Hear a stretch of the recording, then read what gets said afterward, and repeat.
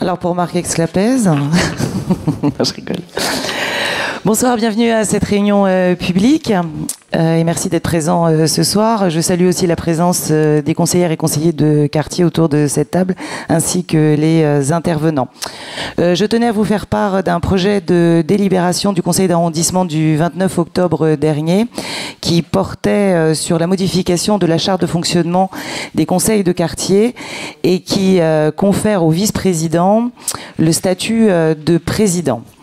Donc ceci dans le but de renforcer la participation citoyenne et de renforcer le lien entre les élus et les habitants.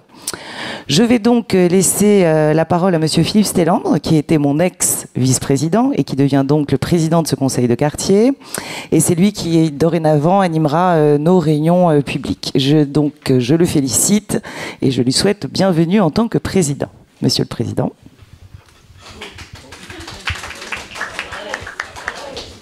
Merci beaucoup. Je voulais remercier Valérie Giovannucci, qui est notre ex-présidente, mais qui reste avec nous, qui va continuer à agir avec nous et qui va continuer tout au long de ces conseils de quartier. Et je remercie aussi la délibération du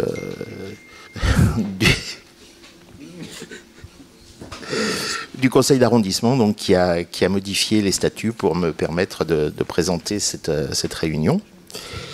Réunion donc à l'ordre du jour, il y a 4 points.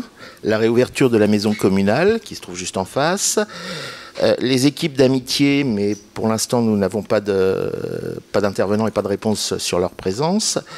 Le budget participatif et le projet SFL donc, qui se trouve juste en face. Je ne sais plus où j'en suis déjà, ça commence bien. Donc voilà, on va commencer par la maison communale et je vais passer la parole à monsieur Lemoine qui se trouve juste là. Oui, bonsoir à tous. Je m'appelle Alain Lemoine, je suis chef de la section locale d'architecture qui couvre les 7e et 15e arrondissements. Donc je crois qu'on s'était vu il y a à peu près 1 an pour présenter le projet qui est finalement réalisé depuis la fin septembre. Donc on a repris le même PowerPoint en ajoutant quelques photos de la réalisation, mais on va rebalayer quand même le projet pour remémorer les différents éléments. Donc en fait, le projet consistait à rénover le clos couvert de cette maison communale qui était construite en 1825 et qui était la mairie de l'ancienne commune de Grenelle. Donc là, c'était des photos avant les travaux. Donc elle était très abîmée, notamment la façade était léprosée.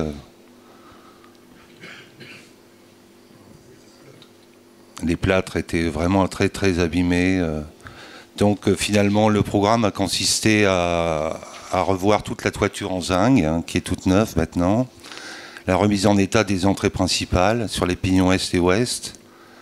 Le ravalement, c'est-à-dire le nettoyage et la réfection des façades, et la reprise en pierre du soubassement nord. Le remplacement des menuiseries extérieures à l'identique, en chêne, cette fois-ci avec double vitrage. La réfection des persiennes et le nettoyage du mur de clôture avec la réfection de la clôture baraudée. En plus, dans l'instruction du permis, parce qu'on avait déposé un permis, on nous a donc fait l'injonction de mettre en accessibilité PMR le bâtiment. On a donc aménagé un élévateur PMR qui va du rez-de-chaussée au premier. Enfin, du rez-de-rue au rez-de-chaussée. Donc pour ce faire, on a donc lancé une consultation. On a eu 3 entreprises de travaux séparées. L'une pour la maçonnerie, la métallerie, l'élévateur. L'autre pour la couverture. Et la 3e pour tout ce qui concerne la menuiserie extérieure. On a mis un seul échafaudage commun à l'ensemble. Donc là, vous revoyez un peu les plans du programme. Si vous voulez... non. Vous pouvez un peu... je passe la parole à monsieur Hudon, qui est l'architecte de l'opération. Oui, bonjour, Laurent Hudon. Oui, alors, ce bâtiment, quand on parle de nettoyer les façades, on a fait bien plus que ça. On a bien sûr purgé complètement l'ensemble des plâtres. On a mis les moellons vraiment à nu et on a refait les plâtres à l'ancienne, c'est-à-dire le plâtre recoupé à la Berthollet, c'est-à-dire il est projeté à la machine mais il est recoupé à la main, ce qui fait que ça donne une qualité, d'abord une durabilité à ce plâtre parce qu'il est recoupé à la main, donc c'est une technique qui permet de l'auto-protéger. Il va se protéger par lui-même, bien que ce soit un matériau plâtre, c'est très solide quand c'est bien fait, et quand dans les premiers mois il n'a pas pris l'eau, voilà, c'est le cas, ça a été très, très bien. D'abord on a protégé évidemment, et ça s'est bien passé, ce qui fait qu'on a à peu près la certitude d'une très bonne tenue dans le temps. Alors c'est du plâtre avec une petite proportion de chaux, mais c'est principalement, massivement du plâtre. Voilà. Donc on est dans des techniques vraiment ancestrales, on est dans une démarche patrimoniale. Voilà. On a gardé les monnaies nature, on a purgé les plâtres. On a gardé les monnaies nature, on aurait pu les refaire, mais elles auraient été tirées au cordeau et on aurait eu l'impression d'avoir un bâtiment tout neuf. C'était pas ce qu'on souhaitait. On a gardé toutes les monnaies nature avec leurs petits défauts éventuels. Mais bon, personnellement, je suis assez content du résultat. On a une belle matière et on sent la main de l'homme dans ce travail. Voilà. Donc le calendrier de l'opération fut le suivant. On a lancé la consultation le 10 mai 2017. On a notifié les marchés de travaux au début décembre. La période de préparation, c'était janvier. On a commencé les travaux en février. Et la fin des travaux, c'était fin septembre. Donc là, vous avez quelques photos du chantier en cours.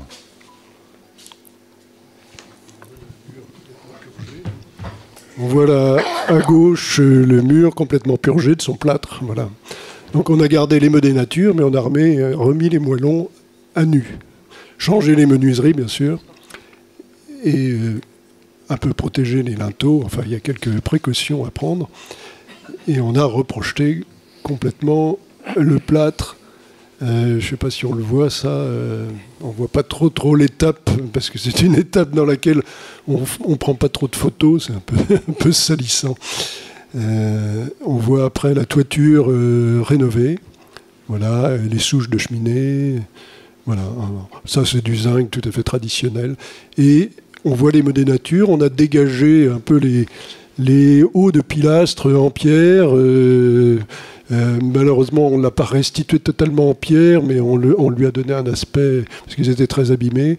Mais bon, ils ressortent. Voilà, on les a fait ressortir, ce qui était certainement le cas à l'origine. Voilà, on a fait quelques recherches chromatographiques pour retrouver les teintes d'origine, donc dans le cadre de notre démarche historique. Le soubassement sud, donc face au collège, est un rocaillage qui date certainement de l'autre côté, qui date certainement plutôt du tout début du XXe siècle. On l'a remis et renettoyé. Il était très très encrouté derrière de la peinture, des couches de peinture.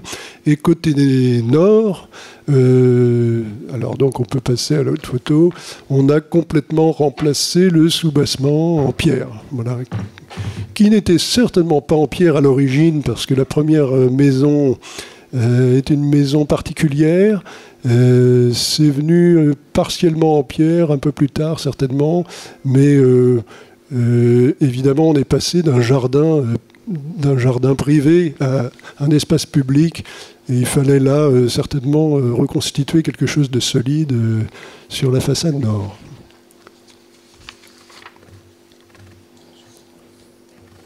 Voilà, bon, c'est un petit peu court, mais... Alors pour vous donner une notion quand même de l'investissement, ça représente une opération quand même de plus de 780 000 euros TTC, toutes dépenses confondues, avec les 3 entreprises de travaux. Donc c'est sur le budget des IL, investissements locaux du 15e. Donc l'opération est pratiquement terminée. On a un petit souci avec une des 3 entreprises avec laquelle on est en contentieux. Et c'est pour ça que vous avez constaté sûrement qu'il manque quelques volets encore. Et on est en train de régler le problème au niveau juridique avec cette entreprise qui nous pose quelques problèmes. Mais de toute façon, on a les moyens de terminer. Voilà.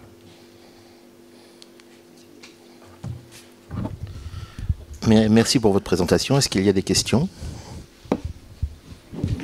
Oui, bonjour, c'est une belle réalisation. Une question, est-ce que vous avez prévu un traitement anti-taille en sous-bassement ?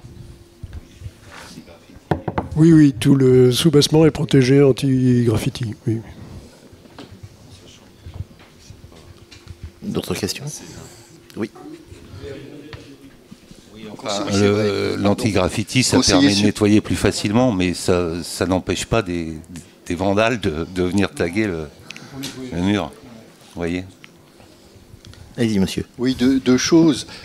Premièrement, on a vu une photo ou une vue du mur ou d'un des murs, qui ont l'air d'être construits de briques et de broc. Je sais pas, c'est pas du tout la construction en pierre de taille des décennies qui vont suivre. Bon, est-ce que cette construction est caractéristique des maisons ou des habitations de l'époque ? Oui, voilà. Oui, que faut-il en penser ? Enfin, c'est une... Écoutez, c'est une maison construite, c'est une maison particulière au départ. Voilà. Donc il ne s'agit pas d'un bâtiment public. Ceux qui ont construit cette maison en 1825, deux Américains de mémoire, à l'époque, ont réalisé une maison, voilà, qui était enduite plâtre, mais c'est une technique tout à fait répandue dans Paris. La moitié du Paris pré-haussmannien est en plâtre. Et donc, ce sont des moellons ourdés au plâtre et revêtus de plâtre. Donc, c'est assez cohérent et tout à fait solide. Pour moi, il n'y a pas de souci. Ça n'a pas la noblesse de la pierre de taille. Oui, non, mais parce que ça me paraît, 1825, ça commence à être... Mais c'est vrai que des bâtiments étaient en pierre de taille en 1825. Il s'agit simplement de savoir quel budget avait le constructeur à ce moment-là. Voilà. Oui, on apprend que la mairie, à l'origine, était une maison particulière. Bon. Oui, tout à fait. Oui. Ça a été une maison particulière et c'est devenu la mairie en 1840. Pour pas très longtemps, puisque la mairie de Paris a annexé les communes environnantes en 1862. Voilà, donc pour 20 ans. On a eu 20 ans cette mairie dans cette maison. Après, c'est devenu un dispensaire, une maison communale. Elle a poursuivi sa vie. Voilà. La deuxième chose est celle-ci. En fin de compte, quelle est la vocation de la maison communale ? Enfin, bon, on la connaît tous plus ou moins, mais je pense au fait que cette maison comportait et comporte toujours sans doute un appartement de fonction qui était celui du directeur général des services. Alors, que devient cet emploi de la maison communale? Je vais peut-être répondre moi alors. Cette maison communale abrite beaucoup d'associations. Effectivement, il y a un gardien qui loge sur place. Voilà, pour répondre à votre question. Et il y a à peu près, je pense, une quinzaine ou une vingtaine d'associations qui y logent. Voilà. Il y a des bureaux et des salles. Mais vous pouvez, on peut faire une petite visite, si vous voulez, de la maison communale par la suite. Parfait. Oui, d'autres questions ? Non. Écoutez, je vous remercie pour votre intervention. Et on va maintenant passer la parole à la société SFL qui va nous faire une présentation avec un permis puisqu'ils ont déposé un permis modificatif par rapport à leur précédente présentation. Je passe la parole à Monsieur Audard.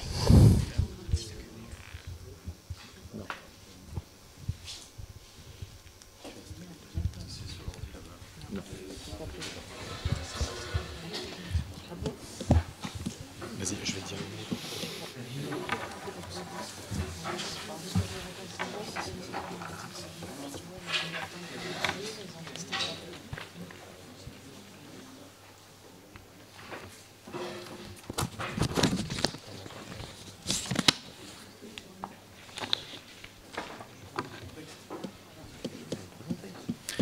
Bonsoir à tous.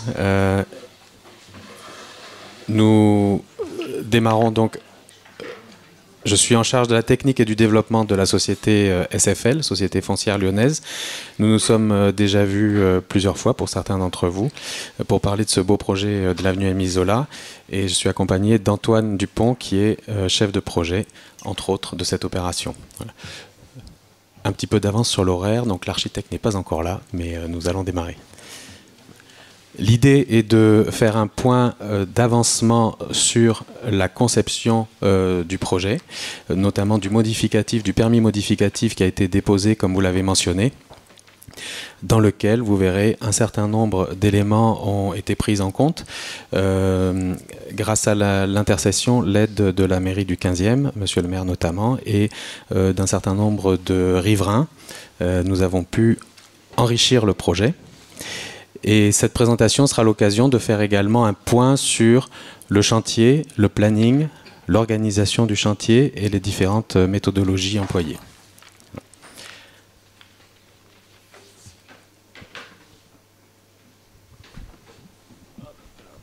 Alors, bonjour à tous, donc Antoine Dupont.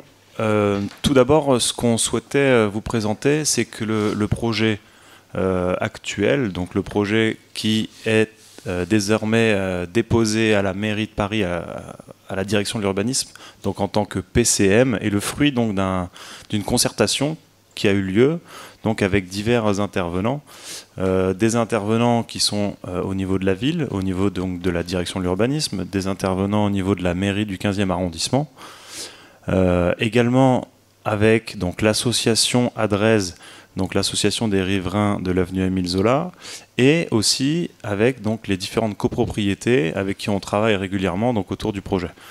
Donc, pour être un petit peu concret, nous avons déposé donc un permis de construire le 4 août 2017, et nous avons déposé un permis de construire modificatif donc le 18 octobre 2018 avec un certain nombre de changements qui sont issus de ces discussions et de cette concertation qu'on a fait tous ensemble.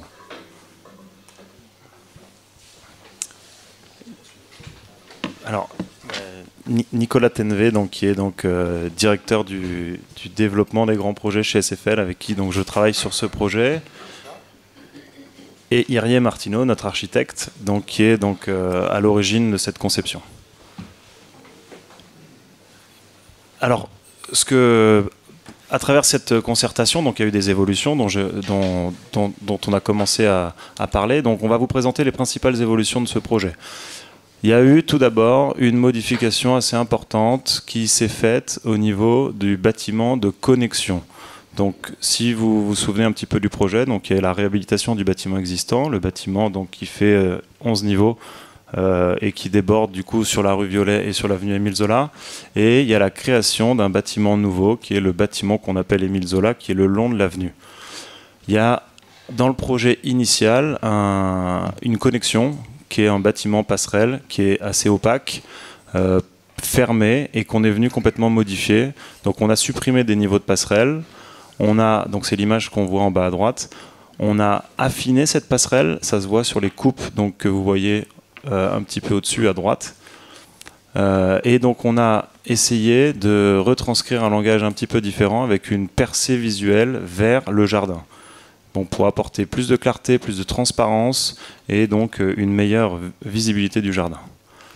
Donc voilà la première modification majeure. Oui. La seconde modification importante opérée donc dans ce PCM, c'est la suppression du dernier niveau du bâtiment Émile Zola. Donc c'est le bâtiment que vous voyez à gauche, donc la construction nouvelle. Donc là, il y a un niveau qui a été supprimé. On a également donc déplacé les panneaux solaires qui étaient présents dessus, qu'on est venu mettre sur le bâtiment existant, de manière à ce qu'ils soient moins visibles et qu'ils soient du coup moins impactants pour tous les avoisinants. Et on a créé sur la terrasse donc, de ce bâtiment Émile Zola, on a créé donc une terrasse végétalisée. Voilà, plus jolie et qui se fond un petit peu mieux du coup dans le reste du paysage. Voilà pour la deuxième évolution. La troisième évolution, alors non, pardon, ça c'est donc une image qui permet donc d'illustrer ces deux grands changements, donc la transparence, la passerelle qui devient plus fine, la suppression de certains niveaux qui permet donc d'avoir un petit peu plus un meilleur appel d'air, et la suppression du niveau, le dernier niveau de Zola.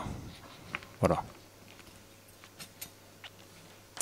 Quelques autres modifications, donc qui concernent plutôt donc les riverains avoisinants qui sont donc en limite de propriété avec notre parcelle. Donc en 1, on a fait des modifications au niveau de la forme des cours qui sont donc en limite en mitoyenneté, de manière à redonner une symétrie et puis une réponse aux courettes existantes donc chez les voisins. Ça permet d'avoir plus de lumière et ça permet d'être plus cohérent d'un point de vue de l'urbanisme.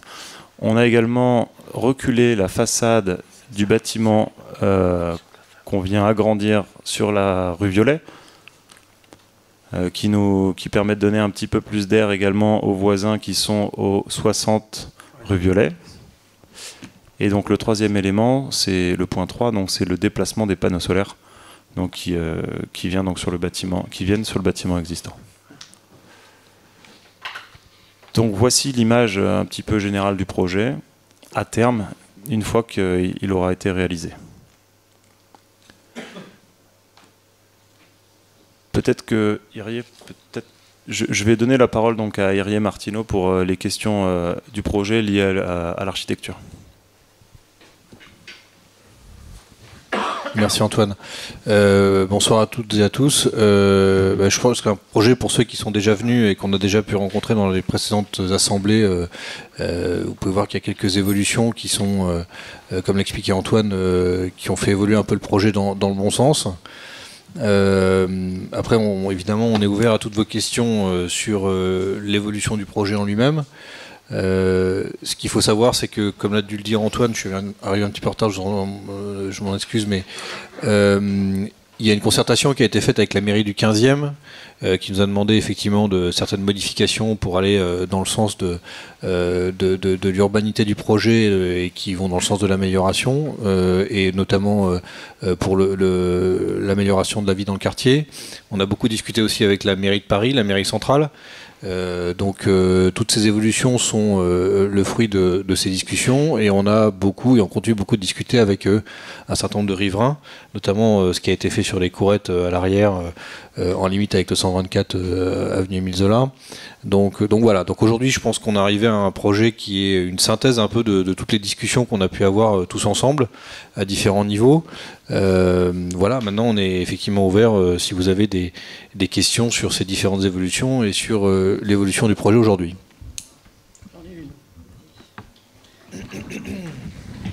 J'en ai une. Quel est l'impact sur la surface bureautique, les espaces du bureau au départ, si je me souviens bien, je me fait peut-être erreur, il y avait, je crois, 750 mètres carrés de bureaux à l'origine. Est-ce que ça a eu un impact, ces modifications, sur la surface exploitable du bâtiment? Vous parlez d'une façon générale? D'une façon générale. Alors aujourd'hui, pour vous expliquer un peu en termes de surface l'évolution du projet, aujourd'hui, en existant, il y avait environ 21 700 mètres carrés, je crois, grosso modo, à peu près, existants. C'était l'impact, la surface totale du projet. Oui. Donc aujourd'hui, on est plutôt autour de 26 000 mètres carrés, grosso modo, dont 750 mètres carrés de logement. Voilà. C'est à peu près le contour du projet. La surface logement, c'était ça, 750 mètres carrés? 750 mètres carrés, toujours, oui. Ça ne bouge pas? Non, ça ne bouge pas. D'accord. Oui. Question d'actualité. Quel est ce que j'appellerais, faute d'une meilleure expression, l'économie thermique du bâtiment? Je veux dire par là, qu'en est-il du mode de chauffage? On parle de bâtiments zéro émission, mais ça m'étonnerait que ce soit le cas de celui-là, compte tenu du fait qu'il y a deux bâtiments qui paraissent de nature assez différente, ou de conception et de... Voilà. Alors, je vais vous répondre sur la question. Donc, le bâtiment est beaucoup plus performant que celui qui existait aujourd'hui. On a eu, c'est le cas dans tous nos projets, c'est pas forcément celui-ci, mais c'est dans tous les projets qu'on réalise aujourd'hui. Le souci de la qualité environnementale est un point d'entrée clé pour l'architecture générale des projets. En ce qui concerne celui-ci, évidemment, il va être certifié par les certifications environnementales courantes, c'est-à-dire HQE et BREEAM. Au-delà de ça, il y a un vrai travail qui a été fait en concertation avec la mairie de Paris, comme vous le savez, qui a mis en place le plan climat et qui a été l'organisatrice de la COP21. Donc on a quand même sur la ville de Paris des objectifs environnementaux très forts. Donc ce projet, il suit cette directive dans la majeure partie de son architecture et il répond donc au mieux à ces contraintes et surtout on vise un nouveau label qui vient de sortir, qui est le label BBCA, mais on en parlera tout à l'heure un peu plus en détail, qui permet justement d'évaluer l'impact du bâtiment sur l'environnement. D'un point de vue thermique, le bâtiment avec des nouvelles façades sera beaucoup plus performant, d'une part. En ce qui concerne les éléments de chauffage et de climatisation, on se raccorde sur le réseau urbain, donc nous n'aurons plus de production propre sur le site, comme c'était le cas auparavant. Voilà, donc on a une production décentralisée complètement et on se sert du chaud et du froid comme on se sert de l'électricité. Après, je pense qu'Éric pourra peut-être rentrer dans les détails, mais il y a des slides plus loin qui vont parler de tout ça. Il y a aussi une part de gestion des énergies renouvelables dont Éric parlera tout à l'heure au sein d'SFL sur l'ensemble de son parc immobilier. Donc tout ça rentre dans la tendance actuelle qui est évidemment la sauvegarde de l'environnement et les contraintes environnementales. Oui. Y a-t-il d'autres questions ? Le micro. Oh, pardon. Est-ce que vous avez prévu un garage à vélo et un garage aussi pour moto? Parce qu'on voit actuellement l'anarchie de tous les vélos sur les trottoirs, ça devient un peu le bordel. Oui, nous avons un espace, un garage à vélo qui est de très très grande dimension, qui se trouve, dont l'accès se fera par la rue Violet, à la place de l'ancienne rampe de parking voiture qui va disparaître. La surface est relativement importante. Cette surface, elle est donnée effectivement par le règlement de permis de construire de la ville de Paris qui impose sur les opérations de cette taille un certain nombre de mètres carrés de vélo par mètre carré construit. Et d'autre part, la certification, comme je disais tout à l'heure, environnementale BREEAM, nous impose aussi des ratios de surface de locaux de vélo à produire. Donc c'est intégré dans le permis, bien évidemment. En ce qui concerne les deux roues, ils seront stationnés au -2 dans le parking actuel, qui, je le rappelle, aujourd'hui on avait 200 places de stationnement, il n'y en aura plus que 100 dans le projet futur. Voilà. Merci. D'autres personnes? Non? Bien, je vous remercie. Vous voulez rajouter quelque chose peut-être? Le photovoltaïque me paraît petit par rapport à l'ensemble de la toiture terrasse. Alors aujourd'hui, c'est vrai que elle est petite. En même temps, on est contraint par, la végétalisation des toitures qui nous est imposée aussi dans le cadre de la végétalisation de l'ensemble du site. C'est une chose. Après, ça sert à rien de la surdensifier. La surface photovoltaïque en toiture nous permet essentiellement de préparer l'eau chaude du bâtiment. Et en fait, on l'a calibrée en fonction de ce dont on avait besoin. Voilà. Oui. Vous vouliez... Encore d'autres éléments. D'accord.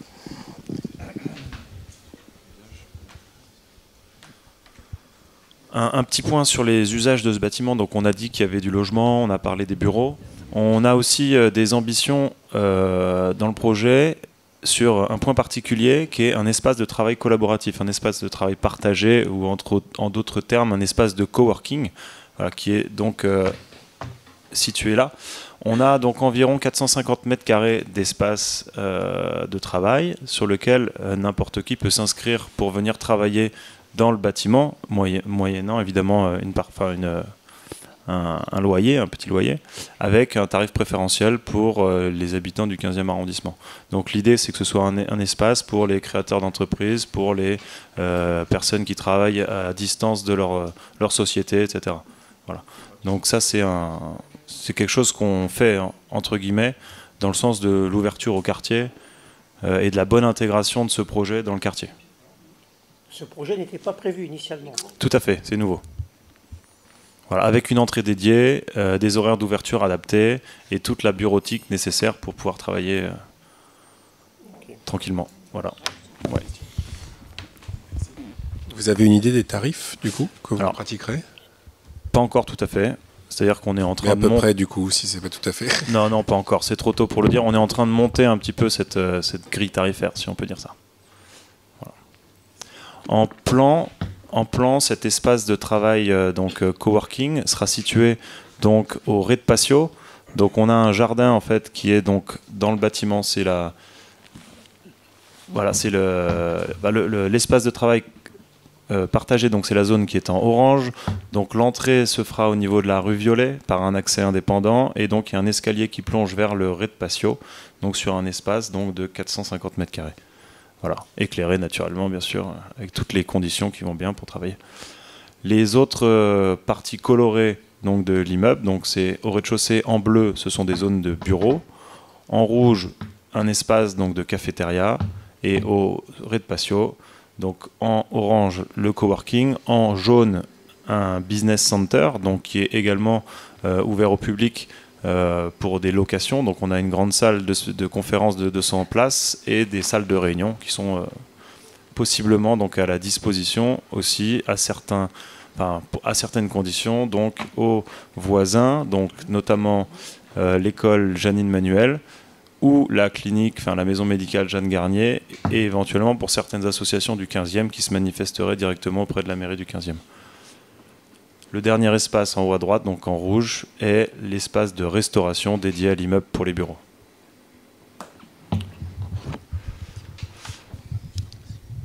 Dans le projet, on a fait quelques aménagements sur les façades qui se constatent entre le PC et le PCM. On a fait un travail assez approfondi pour essayer d'avoir dans le futur un projet de façade qui soit le plus proche possible de l'écriture actuelle, mais revisité et complètement modernisé, donc avec des façades vitrées entièrement, pour améliorer donc, la qualité de travail dans les bureaux.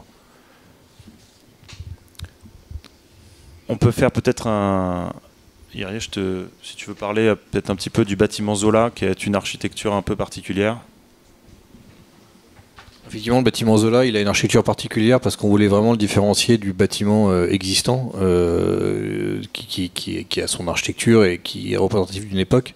Ce bâtiment-là, il est relativement innovant. Il a une forme très particulière. C'est ce qui fait un peu le point, je dirais, l'étendard du projet. Ça va devenir l'entrée principale. C'est vraiment un objet qu'on voulait comme un objet d'ailleurs au départ. Il va faire appel dans sa structure à un exosquelette en béton préfabriqué.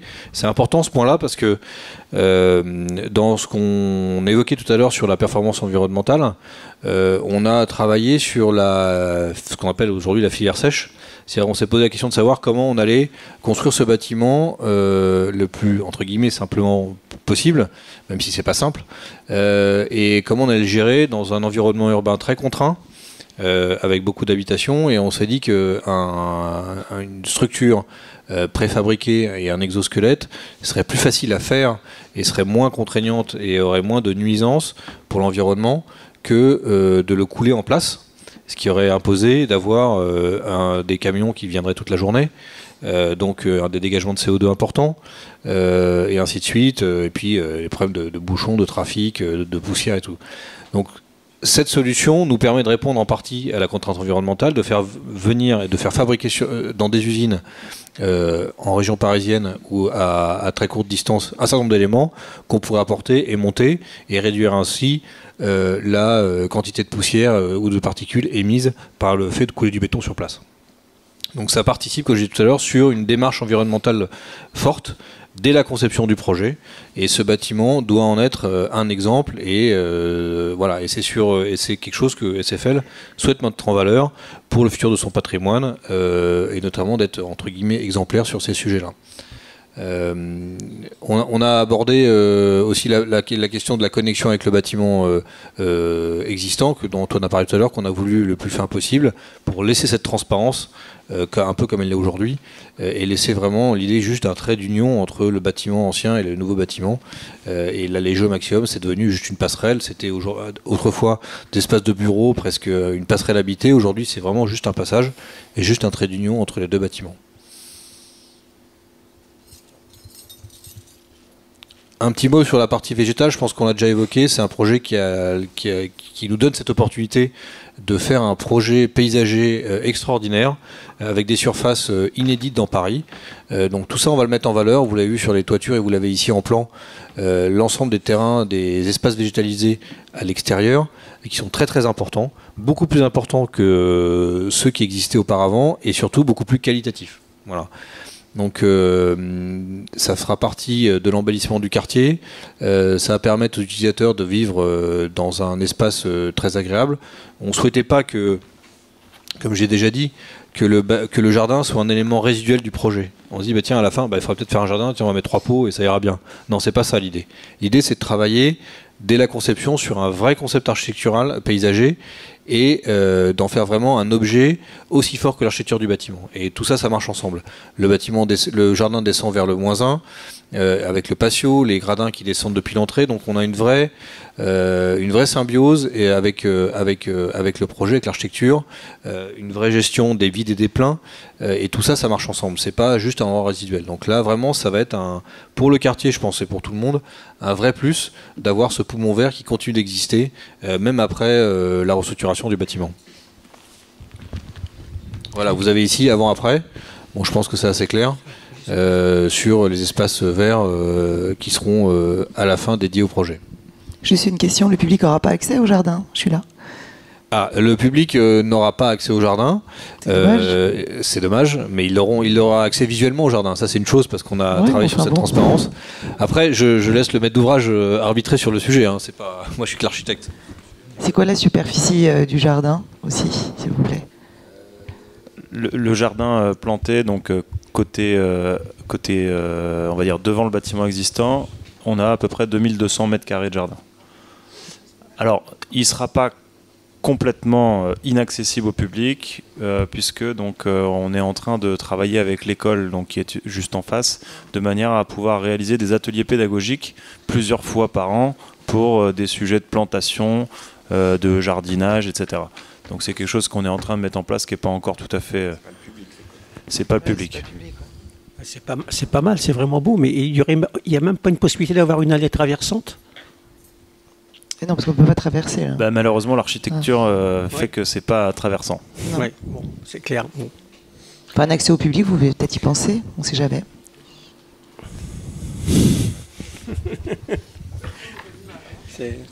C'est une question qu'on avait abordée effectivement il y a déjà un moment. C'est très difficile il y a toujours une schizophrénie entre la sûreté, la sécurité, l'intimité qu'on doit proposer à un utilisateur de bureau et l'ouverture qui est nécessaire aussi au quartier, aux riverains, au voisinage, au public. Donc on doit trouver un équilibre entre les deux. Voilà, l'accessibilité elle est visuelle. On a augmenté la percée visuelle et la faculté d'être en contact visuel avec le jardin. Je comprends, ça me paraît évident, ça me paraît normal. Par contre, les deux bâtiments il y a un gros contraste entre les deux bâtiments. On est bien d'accord? Il y a un gros contraste. C'est vraiment mais c'est un beau projet, c'est beau. Moi, il y a un bâtiment qui paraît plus sombre que l'autre. Je ne sais pas pourquoi, mais ça me paraît comme ça comme ça. Moi, j'ai pas vu sur le terrain. Je suis pas retourné depuis un petit moment. Mais par contre, je voulais savoir au niveau du vitrage du grand bâtiment, quelle est la sorte de vitrage que vous allez installer ou qui va être mis en place, etc. Est-ce que ça va être un vitrage sombre ou est-ce que c'est un vitrage clair? Parce que sur le premier bâtiment, ça m'a l'air déjà d'être assez... Non, pas c'est la même chose? Alors, les vitrages vont être différents sur les deux bâtiments pour différentes raisons. En fait, on va essayer d'avoir un vitrage qui soit pas trop clair, c'est pas notre souhait du tout. Parce que pour différentes raisons. La première, c'est qu'un vitrage clair, même si les vitrages sont performants aujourd'hui, thermiquement, ça chauffe beaucoup. Voilà. Si c'est pour avoir un vitrage clair et avoir que des stores qui sont baissés toute la journée, même le 15 novembre, ça n'a pas d'intérêt. C'est bien pour ça que je pose la question. Donc du coup, on va plutôt s'orienter vers des vitrages qui seront plutôt teintés. On n'a pas encore entré dans le détail de la teinte aujourd'hui. L'idée, c'est qu'il ne soit pas vert, en tout cas pas trop marron non plus. L'idée, c'est de trouver plutôt un vitrage gris bleuté, qui soit un tout petit peu réfléchissant. Et encore une fois, tout ça, ça se croise avec la contrainte environnementale, c'est-à-dire qu'on ne veut pas qu'il y ait trop de chaleur qui rentre. Donc du coup, il faudra qu'on ait un vitrage qui ait un peu de réflexion. Voilà. Mais l'idée, c'est pas d'aller sur un vitrage complètement transparent, ça, c'est pas notre souhait. Très bien. Merci. Écoutez, du coup, redire qu'on trouve que c'est un très beau projet, enfin, en tout cas pour ma part, je trouve que c'est un très beau projet. C'est vrai que j'entends les réserves sur le jardin, du coup je rebondis pour dire que on parlait de tarifs tout à l'heure, du coworking. Il y a la question, si j'ai bien, c'est allé assez vite, mais si j'ai bien compris, un certain nombre de salles seront louables, c'est bien ça? Il y aura des salles qui seront louables pour des associations. Alors, il y a deux espaces. Il y a l'espace de coworking. Oui. Et j'ai bien compris que c'était distinct. Voilà, et un espace de business center avec une salle de 200 places et d'autres petites salles, c'est ça? Voilà, et 3 salles après de différentes donc, tailles. je voulais insister en tant qu'élu sur le fait que l'arrondissement manque cruellement d'espace pour les associations. Et je ne sais pas si ça a déjà été évoqué, mais peut-être qu'il faudrait pouvoir étudier un tarif, comme il y a un tarif spécial pour les usagers du coworking, les habitants du 15e, s'il pouvait y avoir un tarif spécifique pour les associations du 15e, je crois que ce serait très bénéfique et ça permettrait aussi, d'une certaine manière, que des usagers du 15e circulent et visitent ce bâtiment aussi. C'est le principe sur lequel on va continuer de travailler et développer jusqu'à mettre au point quelque chose qui serait comme une charte d'utilisation possible donc pour le business center, l'amphithéâtre, les salles de réunion, à des tarifs très privilégiés pour un certain type de population qui sera à définir avec la mairie du 15e, notamment association.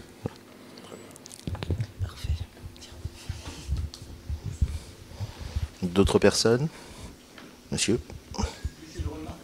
Micro.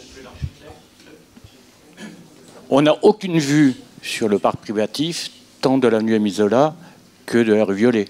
Par rapport à votre plan, avenue Émile Zola, il y a le nouvel immeuble qui cache le parc privatif, et rue Violet, il y a vos immeubles qui cachent le parc privatif. Donc il n'y a aucune vue des deux rues. C'est tout. Hormis à travers la passerelle qu'on voit un petit coin. Alors, quelque part vous avez raison, mais quelque part vous avez tort. Vous avez raison parce que ça donne le sentiment effectivement qu'il y a une barrière et qu'on ne voit pas le jardin. Ça, je suis d'accord avec vous. En revanche, si vous regardez bien aujourd'hui, malheureusement on a mis une barrière pour faire le curage. Vous ne voyez pas de jardin non plus. Parce qu'en fait, ce que vous voyez aujourd'hui, vous voyez un vide. Vous avez l'impression qu'il y a des arbres. En fait, les arbres, c'est ceux du voisin. Et ce que vous avez devant, c'était un grand parvis vide, ultra minéral. Donc en fait, aujourd'hui, ce que vous avez là, c'est beaucoup beaucoup mieux que ce que vous avez aujourd'hui. Et vous avez quand même la transpercence vers un vrai jardin que vous percevez parce que ce que vous percevrez, c'est la fronde des arbres du fond, ce que vous voyez aujourd'hui. C'est Jeanne Garnier, c'est la copropriété du 60 Violet derrière. C'est pas le terrain, c'est pas notre terrain. Voilà, donc du coup, ce qu'on vous offre aujourd'hui, c'est beaucoup beaucoup mieux, même si vous avez un bâtiment qui va se construire sur l'avenue Émile Zola, mais c'est vraiment beaucoup mieux que ce que vous avez aujourd'hui. Et d'autre part, ce que vous voyez là, mais on ne voit pas l'image jusqu'au bout, parce que ce qu'on a souhaité aussi, c'est aussi une prouesse dans le projet, c'est comme ça qu'on l'a conçu, c'est qu'il y a très peu de poteaux dans notre bâtiment construit, pour garder la transparence vers le jardin. Ça aussi, c'était une contrainte d'architecture qu'on s'était mis dès le départ, pour laisser, au moins au rez-de-chaussée, quand on est un piéton, le fait de pouvoir voir que derrière il se passe quelque chose. Donc en fait, ça améliorera complètement vraiment l'environnement et la sensation quand vous passerez sera 1000 fois meilleure que celle que vous avez aujourd'hui. Enfin, celle que vous aviez en tout cas. Une question? Bonsoir. Sauf erreur de ma part, lors de la dernière présentation, on avait évoqué les problèmes éventuels de entrée-sortie du parking, surtout la sortie d'ailleurs, qui se fait rue Émile Zola. On vous avait mis en garde sur la fréquentation du parking et sur les sorties de véhicules qui arrivent dans la rue Émile Zola. Juste après un feu rouge, donc avec un risque d'engorgement assez important lorsque le feu de la rue Émile Zola est au rouge, avec une rue Émile Zola qui a repris une activité en termes de circulation importante depuis la fin des travaux de la rue du Commerce, enfin de la station de métro, et avec en plus une visibilité qui est amoindrie quand on sort de votre parking, puisqu'on a un stationnement qui est en décroché, juste au niveau de Jeanne Garnier en fait. Donc est-ce que vous avez pris en compte, est-ce que vous aviez pris en compte nos remarques sur ce point avec la voirie et avec la mairie de Paris, et qu'est-ce que vous envisagez de faire pour sécuriser vraiment la sortie des véhicules de votre parking lorsqu'ils entrent sur la rue Émile Zola? Merci. Alors tout d'abord, comme je dis tout à l'heure, il y aura 100 voitures de moins qui rentreront et qui sortiront du site. Il y en a toujours 100, c'est quand même beaucoup moins. Ensuite, sur l'avenue Émile Zola, il y a toujours, mais il n'y aura plus cette espèce de creux qui sera géré complètement différemment, puisqu'on va remettre un certain nombre de places de stationnement, sans doute moins qu'avant. Par contre, parce qu'il faut qu'on mette une voie pompier entre les arbres et notre bâtiment. Donc le trottoir va s'élargir un petit peu. Donc effectivement, et on a la chance de côté Émile Zola d'avoir cette rampe qui est assez large et qui a du coup une partie plate en entrée de rampe qui va être beaucoup plus importante que ce qu'elle n'est aujourd'hui. Donc évidemment, il y aura une gestion de trafic avec un feu, c'est une double rampe. Voilà, donc ça, on n'aura pas plus de problèmes que sur un bâtiment, je dirais, lambda dans Paris. De toute façon, les gens, quand ils vont sans doute plutôt arriver le matin, donc le flux sera dans le bon sens. Le soir, effectivement, il y aura sans doute, on ne sait pas, mais en tout cas beaucoup moins de véhicules qui sortiront. Peut-être même que le parking ne sera pas plein. Donc l'idée, c'est plutôt, vous le savez, la politique aujourd'hui de la ville de Paris et d'autres villes dans le monde, c'est de réduire l'impact de la voiture. Donc on espère qu'on va aller dans le bon sens. Mais je pense pas que ça pose plus de problèmes, en tout cas, qu'il y en avait avant. Et je pense que ça sera beaucoup moins important. Après, on n'est pas. Si l'avenue Émile Zola devient un axe de trafic important, ça, malheureusement, on n'y peut rien. Et on a supprimé aussi la rampe côté violet. Il n'y aura plus de trafic entrée-sortie voiture côté violet. Voilà.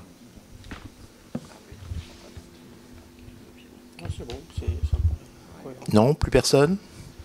Plus de questions? Écoutez, je vous remercie pour nous avoir présenté ça. Je crois qu'on peut dire un mot encore sur le volet environnemental et peut-être puis le planning et, oui, le planning des travaux, je viens aussi. Merci. Sur la performance environnementale de ce projet, donc on a voulu l'inscrire dans les objectifs de la COP21 et faire en sorte qu'il s'inscrive dans une trajectoire de performance qui permet d'atteindre la limitation du réchauffement de la planète au maximum plus 1,5 degré par rapport à la référence de la COP21. Pour cela, nous ferons partie des premiers immeubles dans Paris à obtenir le label BBCA Rénovation. Donc c'est un peu barbare comme nom, ça veut dire bâtiment bas carbone rénovation. Parce que c'est plus dur en rénovation, restructuration, que lorsqu'on construit un bâtiment neuf, bien entendu. Le petit diagramme qui est là vous montre que par rapport à la barre violette qui est à gauche, qui est la moyenne en termes d'émissions de carbone du parc français de bureaux, qui s'évalue un certain nombre de tonnes de carbone, nous serons tout à fait à droite, la barre bleu foncé, la petite barre bleu foncé. Donc nous réduisons en tout de plus de 80% par rapport à un projet moyen de rénovation qui se fait aujourd'hui. Nous serons à une performance nettement améliorée, divisée par 4. Voilà. En tout cas, une performance en termes de réduction des émissions de carbone. Puis-je vous faire une petite proposition? Je ne sais pas si j'ai le droit de le faire, mais bon, il y a tellement de questions, les gens ont l'air tellement sensibilisés par ce projet, qui est un beau projet, faut reconnaître, c'est bien conçu, je dis chapeau. Mais est-ce que vous seriez capable d'organiser éventuellement, si besoin est, avec des élus de quartier et puis du conseil de quartier et puis quelques habitants qui sont intéressés par ce projet, simplement pour qu'ils puissent se rendre compte de ce projet visuellement sur place. Organiser une petite visite. Ça ne durerait pas longtemps, vous ne prendrez pas beaucoup de temps, ne serait-ce qu'une demi-heure, pour leur montrer de visu le projet. Volontiers, avec plaisir, et ça a même déjà commencé. Antoine nous dira un mot du dispositif que nous avons mis sur le site pour permettre ce type de rencontre, qui peut permettre d'aller plus dans le détail également dans la description. Alors, du invitons projet. cordialement tous ces habitants qui sont là, qui sont intéressés par ce projet. Vous êtes invités cordialement. Et Antoine va vous enseigner.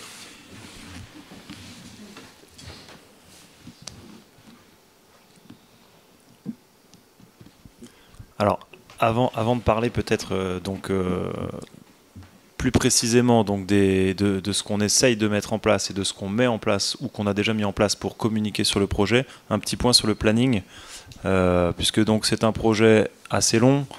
Vous l'avez vu, aujourd'hui on est sur une phase de travaux préparatoires, donc qui est donc cette première barre, des travaux préparatoires qui vont avoir lieu jusqu'en mars 2019. On est donc en phase de curage et de désamiantage, dépollution globalement de l'immeuble. Donc vous l'avez vu, le bâtiment aujourd'hui a été couvert d'une bâche entièrement pour le dépolluer. Donc là, la période de dépollution est terminée.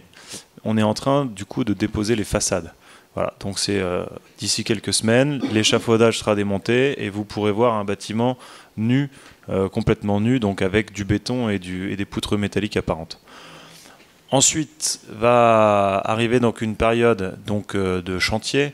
Alors nous on la dissocie puisque du coup il y a une entreprise générale qui va être nommée, désignée sur un appel d'offres et qui va intervenir pendant 2 ans. Et donc on décompose en 2 phases, une période qu'on appelle les travaux de gros œuvres, où on fait de la démolition et de la reconstruction, donc de la structure principalement, plus toiture et façade. Et ensuite on a une période de travaux de seconde œuvre, donc qui se passe à l'intérieur du bâtiment, qui est moins visible pour toutes les personnes qui vivent autour. Donc on a environ 12 mois de travaux de gros œuvre, 12 mois de travaux de seconde œuvre, et sans rien vous cacher, la période la plus difficile pour les voisins directs, ça va être la période de travaux de gros œuvre, où là il va y avoir des engins de chantier, du bruit, des démolitions, et donc c'est là-dessus qu'on travaille et qu'on est le plus vigilant. Je ne dis pas qu'on n'est pas vigilant sur les autres périodes, mais c'est là-dessus qu'on est et on sera le plus vigilant pour essayer de limiter l'impact et les difficultés pour les voisins. Oui.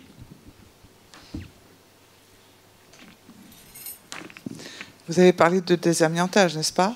Oui, tout à fait. Alors, vous avez mis les gravats où et vous avez fait le travail comment vis-à-vis de l'environnement et du voisinage? Et écoutez, tout ça c'est très réglementé, tout à fait normé. Donc on a une équipe qui est donc une équipe de maîtrise d'œuvre, de désamiantage spécialisée dans ce domaine, donc l'amiante et le plomb. Et donc tout a été réalisé comme c'est fait sur les chantiers. Donc c'est en zone de confinement quand on parle d'amiante, entièrement hermétique avec des pompes qui aspirent les fibres, etc. Tous les déchets sont mis en big bag, sont fermés et sont transportés dans des endroits spécifiques où est enfouie l'amiante, donc dans le sol. Voilà, on a tous les bordereaux évidemment qui justifient tous ces transports, toute cette façon de faire. Tout est vraiment carré. Là-dessus, c'est très très très précis. On ne peut pas du tout faire comme on a envie sur ces sujets-là. Voilà.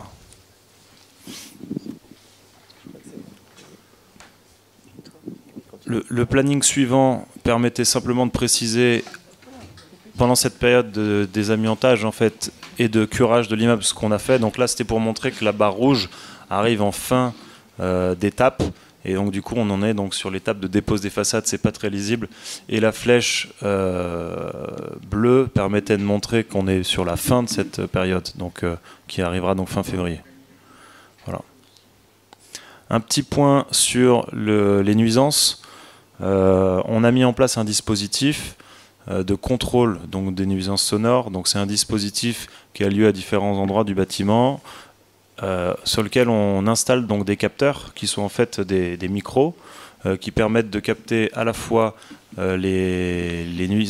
l'acoustique et la partie vibratoire. Parce que quand on travaille dans un bâtiment et il y a aussi des vibrations, ça peut gêner les voisins.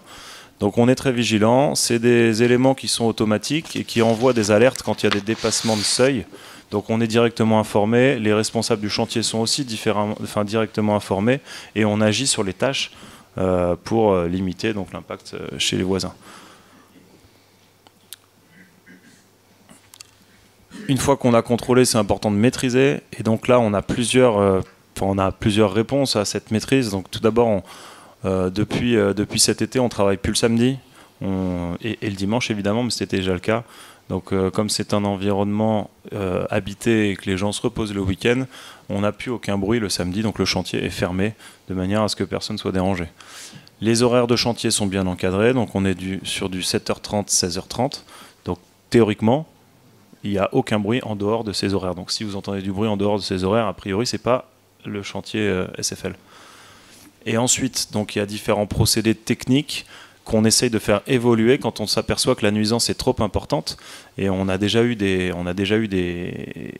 observé donc des difficultés sur certains process. Et du coup, on les fait évoluer. Donc le montage des échafaudages a été assez difficile pour les voisins. Donc là, on a transformé notre manière de faire en travaillant plus avec des marteaux, mais avec des maillets, en essayant d'adapter les difficultés, notamment par exemple au niveau de l'amiante, où quand on désamiante, on est obligé de ventiler. C'est des ventilations qui sont en route 24h/24, qui sont parfois bruyantes. Donc là, on oriente les ventilateurs, on les déplace, on baisse leur puissance. Enfin voilà, on travaille pendant la nuit, et voilà, on travaille là-dessus.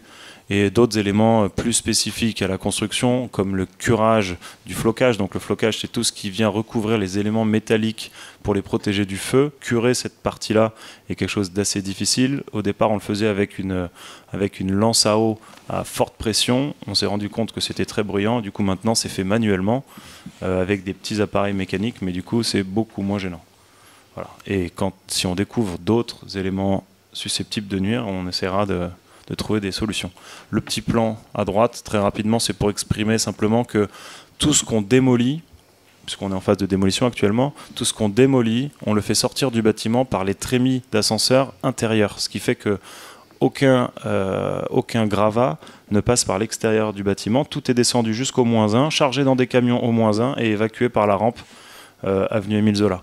Donc ça limite également l'impact de bruit sur les avoisinants. Voilà. Pour finir, au niveau de la communication, donc on a mis en place un espace de communication qui est donc situé avenue Émile Zola, peut-être que vous l'avez vu. Dans un premier temps, on a invité tous les voisins directement concernés donc, à venir le visiter. Donc c'est un espace de communication qui n'est pas ouvert en permanence, mais qu'on peut ouvrir sur demande, dans lequel on trouve des visuels. On a un petit film qui explique le projet qu'on avait passé la dernière fois. On a également une maquette. Alors la maquette est très pratique pour situer vos habitations, pour situer donc le projet dans l'environnement. On vous recevra avec grand plaisir dans cet espace pour vous présenter les choses un petit peu plus concrètement si vous le souhaitez. Et donc du coup on a aussi mis... Oui, Monsieur Grisoni. Oui, lors de la dernière réunion dans l'espace, il a été émis le souhait de décaler les horaires, donc au lieu de 7h30, 16h30, et plutôt 8h, 17h. Et vous avez dit que vous seriez peut-être favorable à cette décalage. Donc qu'est-ce qu'il en est aujourd'hui? Parce que je vois marqué toujours 7h30, 16h30. Alors, c'est un chantier en 2 phases, comme je vous le disais. Donc, du coup, là, on est en période de préparation. Enfin, on est en période de curage et de désamiantage. Donc là, il y a un marché qui a été signé avec une entreprise. Donc, c'est difficile de changer les horaires. Pour la suite, on a déjà anticipé ce point-là. Donc, ce sera 8h le matin. Par contre, ce sera 8h, 18h. Donc, on est obligé quand même d'avoir une plage d'horaire suffisamment étendue. Sinon, le chantier va durer plus longtemps à terme. Donc on décale simplement la fenêtre. Voilà. Donc ce sera prévu pour l'entreprise générale qui arrivera plutôt au mois de mai. Voilà. Donc du coup on a mis un certain nombre d'éléments de communication en place. Donc il y a un affichage chaque semaine sur la palissade rue Violet, sur lequel on affiche donc le planning de bruit qui précise un petit peu quand est-ce qu'on fait du bruit, de manière à ce que vous soyez informés. on a une personne qui est responsable de la communication, qui est présente à peu près à chaque horaire d'ouverture du chantier, donc qui est joignable en cas de difficulté. Donc il y a son numéro de téléphone portable, vous pouvez tout à fait l'appeler.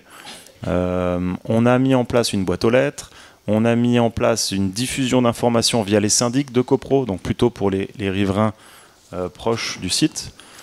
Et on a mis en place un site internet avec un petit peu d'informations et qu'on essaiera de mettre à jour le plus souvent possible. Donc voici l'adresse qui s'affiche, donc www.destination-du615.com, sur lequel donc il y a de l'information et on peut aussi prendre contact quand on a des questions spécifiques. Donc on vous invite par ce biais à nous solliciter. Et on a dans l'ambition, enfin c'est en train de se mettre en place, dont un comité de pilotage avec certains représentants donc du quartier, des copros, de l'association Adresse, éventuellement de la mairie du 15e et des institutionnels qui sont autour de notre immeuble, donc un comité de pilotage régulièrement, une fois par mois, pour discuter des problématiques du chantier et essayer de les corriger en temps réel pour que ce soit le plus supportable possible. Voilà. Donc ça c'est quelque chose qui va se mettre en place au moins une fois avant que l'entreprise générale et après mensuellement à partir du mois d'avril ou mai 2019. Voilà. Merci beaucoup. Si vous avez des questions. Eh bien, là-bas. Juste une remarque, parce que j'ai vécu dans mon immeuble des travaux pas aussi importants mais similaires au niveau de l'acoustique et du bruit. Je rejoins un peu ce qu'a dit monsieur, c'est que tous les travaux qui vont être pénibles au point de vue bruit, et ça j'en concède qu'il faut les faire, ça va être en début de chantier. Ça veut dire que ça va commencer à 7h30. Et ça veut dire que les gens qui sont dans les environnements peuvent dire c'est infernal. Deuxième point aussi, ce qui serait peut-être intéressant de réfléchir pour vous, c'est voir si entre midi, vous pouvez, si pour les travaux à forte acoustique, ne peut pas être, disons, en pause. Parce que moi, j'ai vécu pendant des jours et des jours des travaux où, là, disons, le nombre de dB était presque au niveau d'un Boeing 747. Il faut dire que travailler au marteau-piqueur dans des immeubles, où malheureusement, avec les dalles, enfin, bon, c'était dans le même immeuble, donc c'était différent de vous, je le comprends. Donc, regardez si ce problème de 8 heures ne serait pas bon à faire. J'ai compris effectivement que vous avez signé le contrat, que les contraintes ne sont pas faciles à changer. Et regardez quand même, disons, que ces travaux à forte acoustique, entre midi, qu'il y ait au moins une pause pendant le repas. Voilà. Sauf que vous, la différence, c'était dans votre immeuble. Donc ça résonnait. Voir, même si c'est dans l'immeuble d'à côté, mais d'autant plus quand ils vont démonter, et je comprends que ça va faire du bruit, je peux vous dire que quand il y a des gens qui ont des enfants en bas âge à côté, ils vont s'amuser. Donc si vous pouvez regarder ce problème-là, de la pause de midi aussi. On va regarder ce point sur le 8h le matin, donc ça c'est quelque chose qui va se mettre en route. Après sur la pause du midi... Au moins le faire pendant une certaine période, oui. Vous avez des travaux à forte acoustique. Oui, tout à fait. Non, mais les compagnons sur le chantier des jeunes aussi, donc a priori on devrait être capable d'organiser ça. J'ai juste une autre petite question s'il vous plaît, c'est quelle société qui travaille avec vous? Alors l'entreprise de travaux n'est pas encore désignée. Donc il y a un appel d'offres qui va démarrer, qui est pas lancé. Donc elle sera désignée plutôt au premier trimestre 2019, plutôt au mois de mars. Voilà. Mais a priori un major de la construction tout à fait capable de travailler sur ce type de projet. Voilà. Est-ce que c'est un recrutement dans le 15e, camarade? Je prends la parole. Est-ce que vous avez privilégié pour les soumissionnaires à votre appel d'offres un emploi local, c'est-à-dire des gens du 15e? Non, mais écoutez, on y a réfléchi. On n'a pas encore abouti sur ce point-là. Donc je ne peux pas vous répondre ni oui ni non. Mais c'est pas quelque chose d'exclu.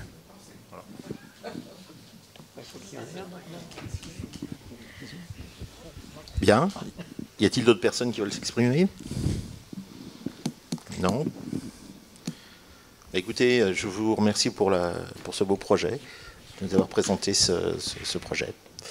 Voilà, merci. Moi aussi, je tiens à vous remercier parce que vous répondez toujours gentiment et favorablement à nos demandes. Donc merci beaucoup d'être venu ce soir.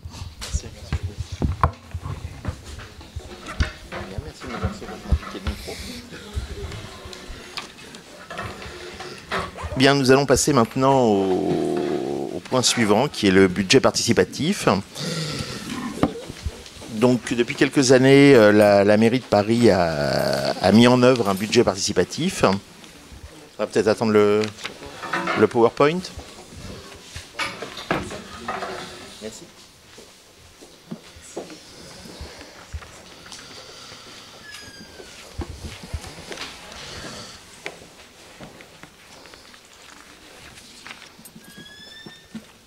Donc ça arrive, c'est les joies de l'informatique.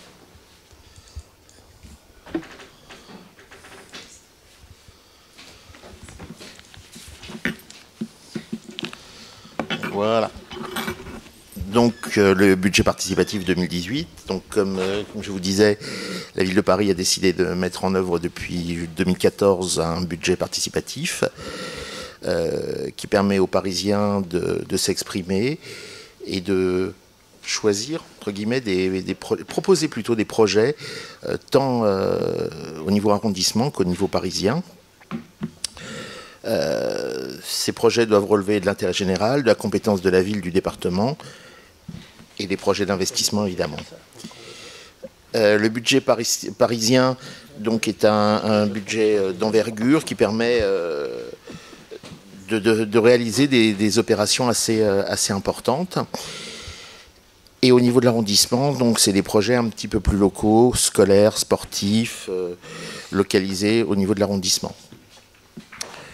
Depuis l'année dernière, il existe des projets de budget participatif liés à la RATP, aux quartiers populaires, aux collèges et aux écoles. Donc le budget participatif a un budget de 5,9 millions d'euros pour l'arrondissement, dont 300 000 pour les quartiers populaires, donc Périchaud, Falguière et voisins. Au niveau de l'arrondissement, 193 projets ont été déposés cette année, 115 présentés en commission ad hoc, qui se réunit au mois de juin. Donc nous faisons en tant que conseil de quartier partie de cette commission. Et 33 ont été présentés au vote en septembre. Donc sur tous ces projets, il y a eu 16 projets qui ont été lauréats. Donc il faut savoir aussi que le nombre de projets déposés a été de 1923 projets, dont 483 pour tout Paris. Et le 15e, comme l'année précédente, a été un arrondissement très important, puisque 193 projets ont été déposés, contre 211 en 2017, donc ce qui reste le premier arrondissement en termes de dépôt de projets.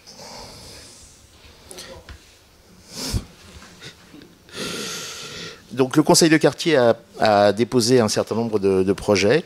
Donc la réalisation d'un mur végétalisé sur la façade du collège, ici, une trame verte entre Saint-Lambert et Commerce, des passages piétons 3D, des street art sur les bouches d'égout, et un distributeur automatique de produits fermiers. Donc certains projets n'ont pas été retenus pour différentes raisons. Et des hamacs dans les parcs et les squares.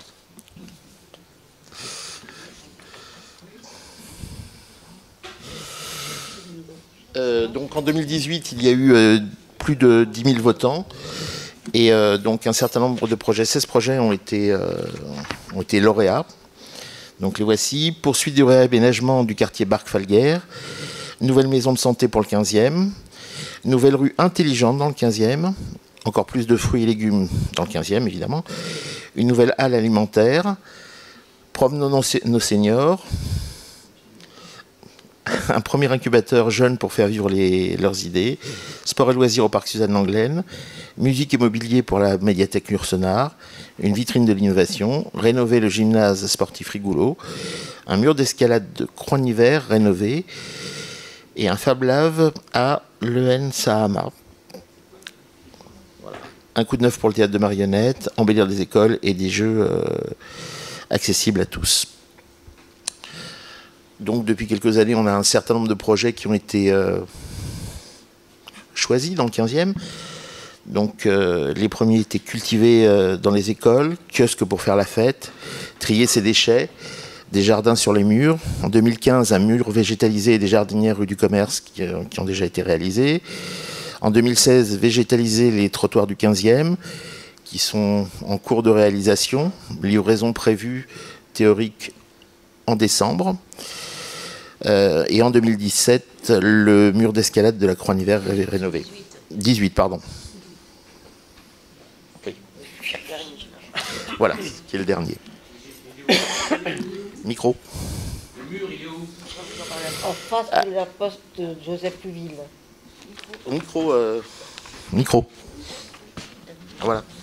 Donc, il est au 127 rue de la Croix-Nivert, le mur d'escalade.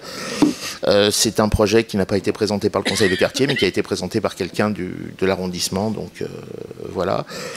Et donc, Pardon ? C'est Chlorophylle en folie. C'est Chlorophylle en folie, voilà. Donc, Chlorophylle en folie qui a proposé ce projet. Eh ben, allez-y.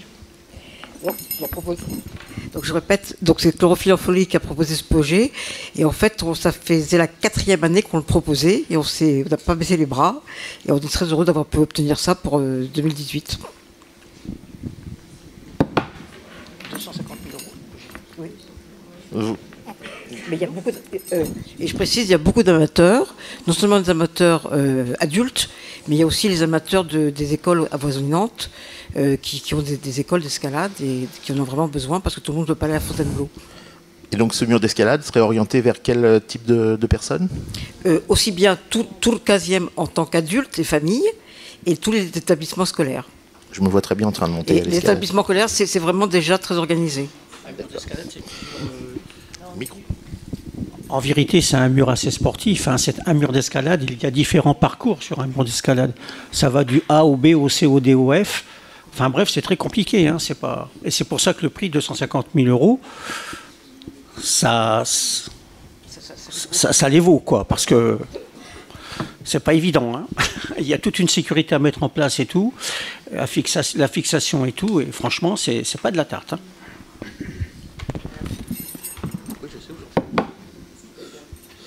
Oui, donc voilà pour les projets qui ont été déposés et validés.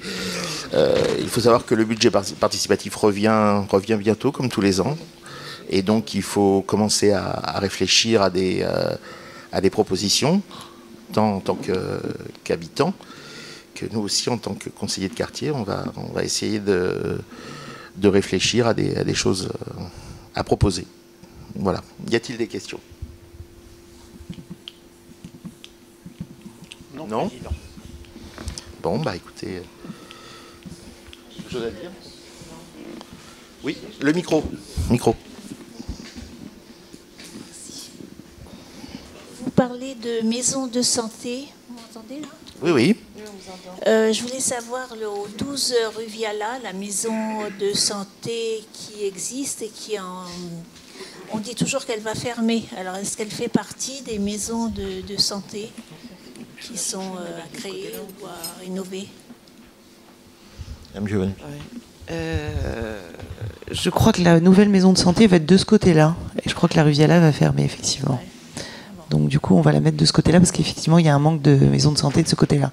L'autre, celle de l'année dernière, a été faite du côté des Péréchauds. Et celle-ci devrait être de ce côté. Voilà. Et il faut trouver l'endroit. Je peux inviter, parce que c'est pas tellement le sujet du jour, mais je peux inviter madame il y a un SICA lundi où on parlera, je crois, de l'ensemble des services publics dans le quartier Beaugrenelle et donc du coup voilà, ça, c'est des choses qui pourront sans doute être évoquées, et je crois savoir qu'il y a une adjointe à la maire de Paris qui va venir également, et évidemment le maire du 15e, et donc du coup il y aura sans doute des réponses plus précises qui pourront vous être apportées lundi. Voilà, c'est à 19h à la mairie du 15e. À quelle heure? 19h. 19h. C'est ça. C'est ça. T'as fini? Avant que le président ne close cette réunion, je voulais vous souhaiter de bonnes fêtes de fin d'année. Merci d'être venu ce soir. Et évidemment, le conseil de quartier, moi-même et monsieur Florian Silbon, nous restons à votre disposition si vous avez des questions ou des choses à nous dire. Voilà. Merci beaucoup. Donc oui, une question juste devant. question que peut partager notre président, c'est à propos des... J'alerte la mairie du 15e sur les stationnements anarchiques que l'on a rue du Théâtre, en face, disons, de la nouvelle salle de sport et tout ça, où ils se garent n'importe où, même sur les places des voitures. Si les gens pouvaient rentrer avec leur moto à l'intérieur du gymnase, ils le feraient. Hein. Et ce qui est plus inquiétant, c'est que les gens, quand ils repartent, ils remontent la rue du commerce, ils vont vers la rue du commerce, donc en sens interdit en moto. Ils arrivent par la rue Tournus, donc la petite rue qui est avant. Ils vont vers le gymnase en moto, en sens interdit. Et le comble, c'est carrément sur les trottoirs. J'en ai un qui m'a pareillement, mais vraiment les grosses motos. Je lui ai dit à un moment donné, mais vous êtes sur le trottoir. Il me dit, ferme ta gueule, si t'es pas content, je te casse ta gueule. Voilà comment ça se termine. Donc, il serait bon, alors, moi, je n'ai rien contre les motards. Ce qu'ils voulaient peut-être voir, alors, je sais que c'est pas la mairie du 15e qui s'occupe de ça, c'est la préfecture de police. Voir s'il n'y a pas une possibilité de faire des stationnements pour les motos un peu plus loin, enfin, d'agrandir ceux qui existent, parce que là, ça devient vraiment le bordel. Et je ne parle pas des trottinettes électriques, des vélos qui maintenant sont n'importe où sur les trottoirs, et c'est pas propre à la rue du Théâtre, hein, c'est propre dans toutes les rues, même du commerce. Voilà.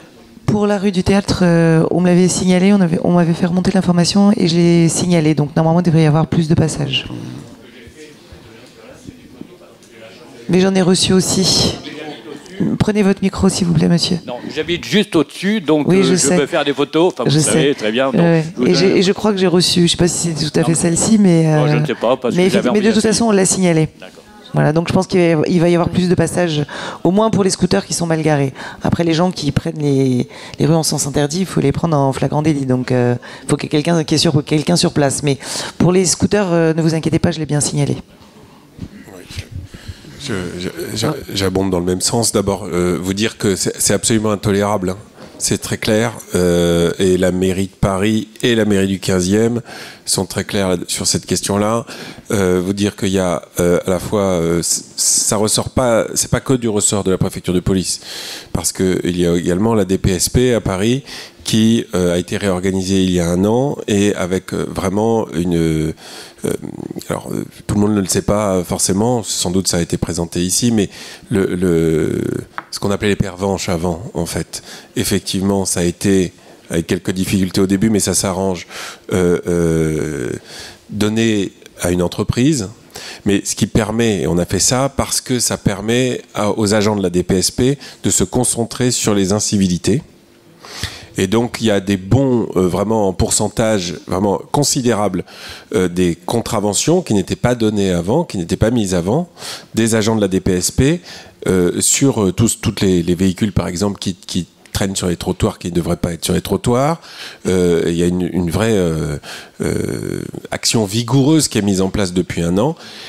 Et ça s'ajoute à la question des trottinettes, qui est une question nouvelle à gérer, la question des trottinettes, des roues, etc., et des vélos également, qui sont ce qu'on appelle free floating, où un certain nombre de grandes villes ont été, pas que Paris d'ailleurs, ont été prises de court par l'arrivée de ces nouveaux usages.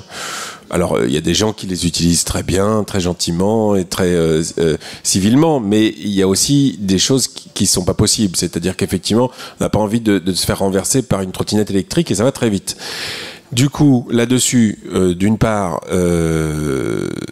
il y a un vide juridique qui est en train d'être comblé avec la loi mobilité, parce que c'était pas un véhicule, c'est ni un piéton ni un véhicule répertorié. Il n'y avait pas de catégorie. Donc du coup, ça c'est du ressort de la loi et c'est les députés qui s'en chargent et il y a une loi qui va arriver là-dessus permettant que, voilà. Dans l'intervalle de ça, la maire de Paris a pris un certain nombre de mesures très récemment, là, hein, il y a 2 semaines et demie, je crois 3 semaines. D'une part, qu'il y ait une campagne de communication très claire pour que les gens ne se croient pas dans l'impunité et qu'ils ne puissent pas dire qu'ils ignoraient, qu'ils n'avaient pas le droit d'être sur le trottoir ou je ne sais pas quoi. Deuxièmement, pour qu'il y ait des contraventions quand même qui soient mises à la fois aux trottinettes ou aux vélos en free floating qui circulent sur les trottoirs. n'ont pas à circuler sur le trottoir, ou aux vélos et aux trottinettes qui stationnent sur les trottoirs. Et par ailleurs, il y a également des pourparlers qui sont entrepris avec les sociétés qui commercialisent ces trucs-là, pour qu'elles soient responsables, et avec la menace quand même que si jamais elles ne font rien ou elles ne sensibilisent pas leurs usagers, eh bien les dites trottinettes ou bicyclettes peuvent se retrouver à la fourrière, et il n'y aura aucune... on sera intransigeant là-dessus, c'est très clair.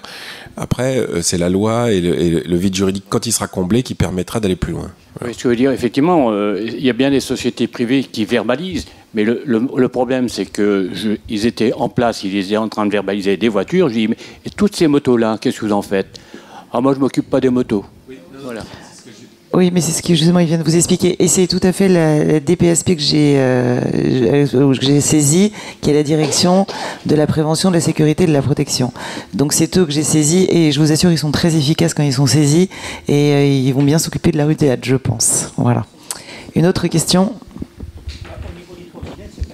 Attendez, il y a une question dans la salle. C'est pas forcément une question, mais j'abonde dans le sens de ce que disait monsieur. Et on a aujourd'hui une grosse problématique, c'est les livreurs de repas qui sont stationnés en permanence devant tous les restaurants. Donc déjà, ils stationnent sur le trottoir. Et ensuite, quand ils prennent en charge une commande, ce sont de véritables dangers publics.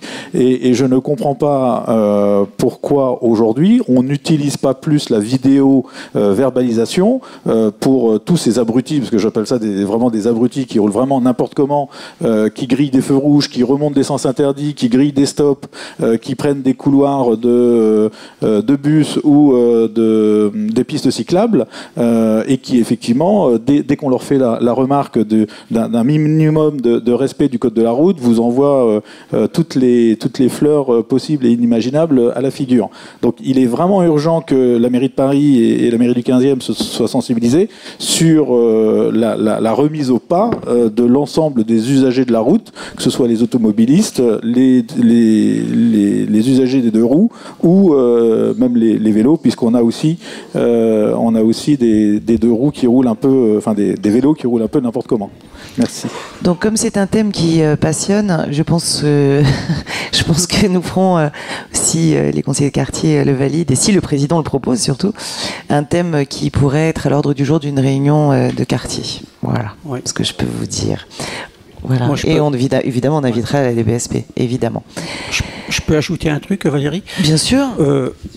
Monsieur a tout à fait raison. C'est absolument raison à 100%. Et vous aussi, en plus. Donc, mais il faut savoir une chose, c'est que la plupart de ces engins sont utilisés par des mineurs. Et les mineurs, souvent, ce sont des élèves, des collégiens, des écoles primaires ou même des lycéens. Souvent mineurs. Et sur le plan pénal, ça n'est pas évident du tout de faire appliquer une sanction pénale. Une contravention, c'est contraventionnel. Mais qui va payer la contravention? Les parents sont responsables de leurs enfants. Mais sur les actes sur la voie publique, c'est totalement... Je peux vous dire une chose, c'est que j'ai assisté à des choses il y a très peu de temps encore au tribunal de Paris en tant que consultant juridique, il n'y a pas très longtemps justement avec des cas comme ceci. Ben, croyez-moi que ce n'est pas de la tarte.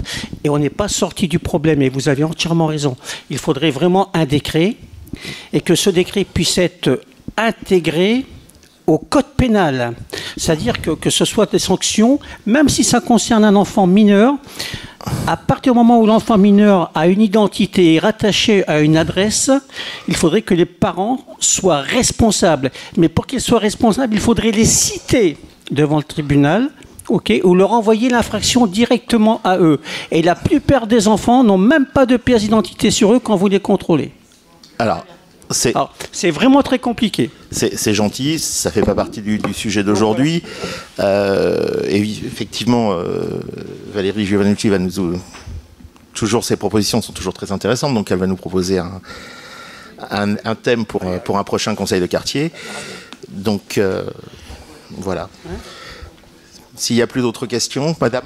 Moi, je voudrais savoir qui a donné l'autorisation aux vélos qui circulent dans la rue de tourner, même si c'est rouge, de tourner à droite, même quand le feu est rouge. Parce que là, maintenant, le problème, c'est que même quand on regarde s'il n'y a pas de voiture, mais regarde plus s'il y a des piétons et grille le feu rouge. Et nous, on passe. Voilà. Donc effectivement, ça fait partie du code de la route. Et le problème est qu'il n'y a pas de verbalisation, effectivement. Donc il grille les feux rouges et il n'y a pas de verbalisation, il n'y a rien. Donc nous, on est en danger, en piéton en danger. En oui. franchement, Non, mais on est conscient. C'est vraiment grave. Micro. Il y a un petit triangle qui indique s'ils ont le droit de tourner à droite, aller tout droit ou aller à gauche, avec sécurité. Voilà, c'est pour ça que je parlais de verbalisation. Ils les utilisent pas du tout, regarde même pas. Voilà. Donc, pas d'autre. Si, une intervention dans le fond, peut-être ? Si on laisse comme ça, évidemment, on est encore là. Oui, je voulais simplement faire remarquer qu'il y a eu ces temps-ci, il y a eu plusieurs animations rue du Commerce.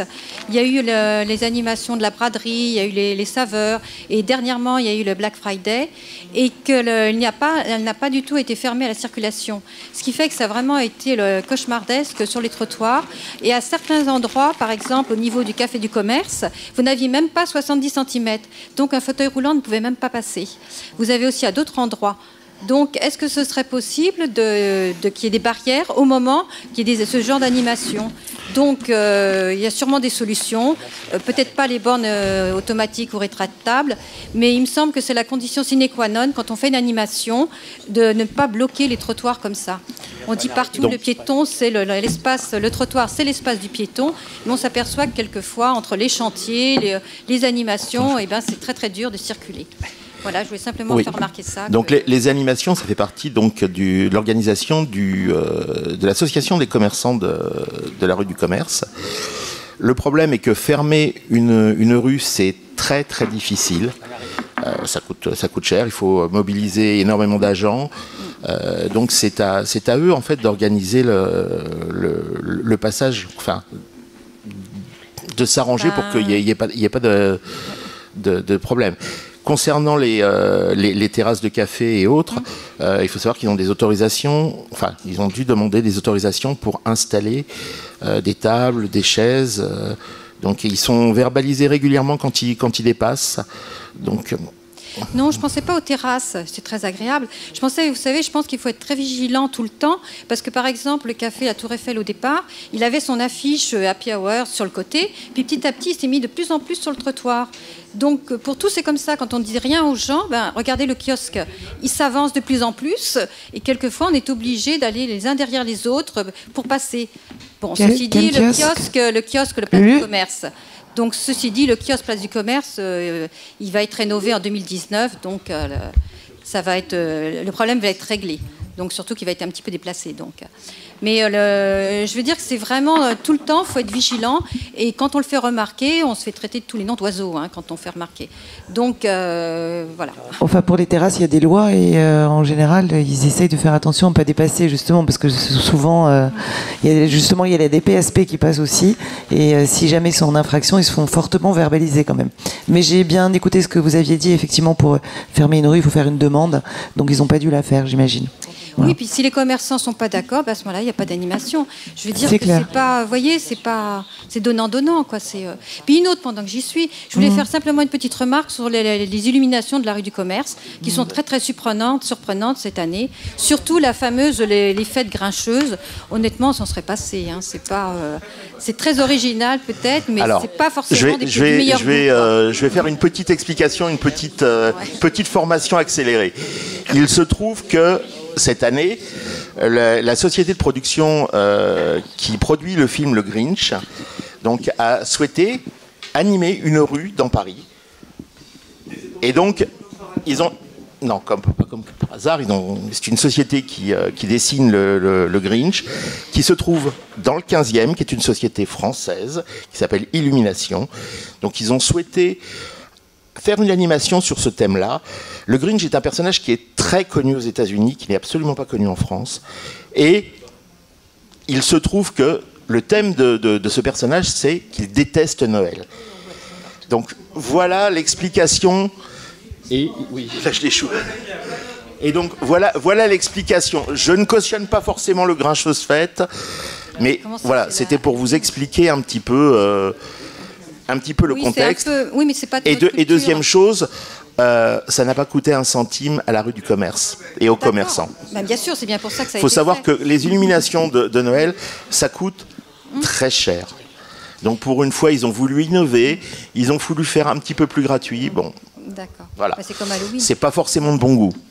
Est-ce qu'on n'aurait pas pu trouver un terrain d'entente, retirer vraiment les fêtes grincheuses ou les petites figurines Là, c'est trop tard. Là. Ben, on supprime. Là, mais franchement, c'est pas agréable de passer dans la rue avec ça. On va voir sur cette question, vous aurez peut-être bientôt votre réponse. On est en train de l'étudier. Oui. Voilà. Mais c'est vrai, ils ont fait appel à un mécénat et pour l'instant c'est comme ça. Mais il y a quand même des avis qui sont favorables. Hein. Moi j'ai vu des enfants qui étaient très contents. D'ailleurs, si vous voulez faire partie de la rue du Commerce, allez demain, il sort demain le film. Alors allez-y. Mais là on est hors sujet, mais allez-y. Mais alors prenez un micro même si c'est hors sujet. Voilà, dans la rue Violet, il y a l'ancienne maison, c'est les impôts, là où il y a des. Oui. Le patronat, c'est une maison de laïque. patronage, voilà. Souvent, les riverains sont ennuyés par le bruit et tout ça.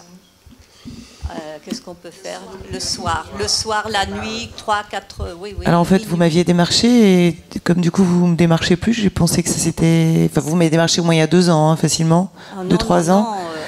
Et si ça revient, monsieur, vous pouvez m'envoyer un mail et à ce moment-là, on verra ce qu'on peut faire. Oui, parce que ça fait du bruit. Mais il faut que vous nous fassiez remonter l'information. Si vous ne la faites pas remonter, je ne peux pas savoir. À 2h du matin. Eh bien, vous avez mes coordonnées. Envoyez-moi. Je veux bien. Ouais. Parce que ça s'était réglé il y a 2-3 ans. On était intervenus et c'était beaucoup mieux. C'est surtout, bon là ça va. Bon là, il fait très froid, alors ça ira. L'été, est-ce qu'il y a une heure limite pour rester sur la voirie la nuit là? Bah, si vous dérangez vos voisins. Parce que ça boit, ça chante, ça... Bon, signalez-le-moi, on regardera ça ensemble. Ok, merci. Et donc, il faut savoir qu'il y a 1 ou 2 ans, la personne qui s'occupe du patronage laïque était venue nous présenter donc, toute son activité. Et effectivement, on avait déjà eu des contacts avec eux. Voilà. Bah, écoutez, je pense qu'on va... Je peux poser une dernière question? Oui. Ça concerne le pied des arbres ou les pieds des non-arbres. Parce qu'il y a des endroits qui ont été aménagés le long de l'avenue Émile Zola.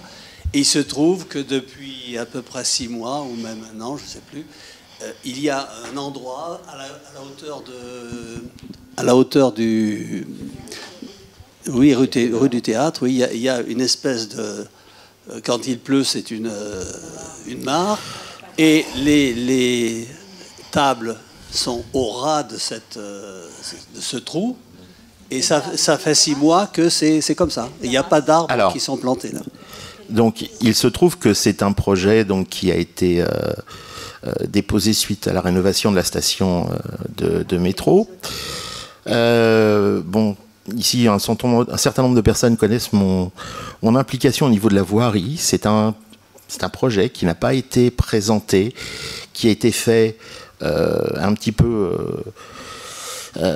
comment dire, sans concertation avec les habitants. Et j'essaye depuis des années de faire intervenir la voirie pour différents problèmes, et en particulier pour ce problème d'arbres. Donc, sachez que on continue à travailler dessus. Hein, Sauf que l'arbre dépend de 3 services, la voirie, les espaces verts et le service de l'arbre. Ceci dit, vous pouvez peut-être nous signaler aussi cet arbre, et puis on regardera, mais il va certainement être replanté. Il n'est pas planté, il est... Il y a un trou. Et il y a également un trou quand on descend l'avenue Violet, mais c'est pas notre quartier, mais enfin, quand on descend l'avenue Violet jusqu'au bout, avant de prendre le métro, là, oui. Il y a un trou énorme, il y a un arbre planté, et il y a de la terre et de la boue. D'accord. Okay. Juste en face du... Oui, je vois très bien, C'est inadmissible. Très bien. Je vais passer, il m'arrache le micro, je vais passer le micro à notre président, mais avant de lui passer, je vais vous souhaiter de très joyeuses fêtes de fin d'année, et pas grincheuses. Je voudrais terminer avec cet arbre. Il se trouve que ça a été assez mal étudié. L'emplacement se trouve coincés entre le passage piéton, donc les piétons qui arrivent avec une poussette, avec un caddie ou quoi que ce soit, ou un fauteuil roulant, ne peuvent pas accéder au trottoir parce qu'il y a ce trou pour l'arbre. C'est pour ça qu'aucun arbre n'a été planté et que je réclame depuis un certain temps que et la terrasse de café, et donc je réclame depuis un certain temps que ce trou soit comblé. Voilà. Donc je voudrais vous souhaiter également de bonnes fêtes. Donc on se reverra pour la prochaine réunion publique. Et puis je vous remercie, j'espère que vous avez été un petit peu indulgent avec moi pour ma première. Voilà. Je vous remercie.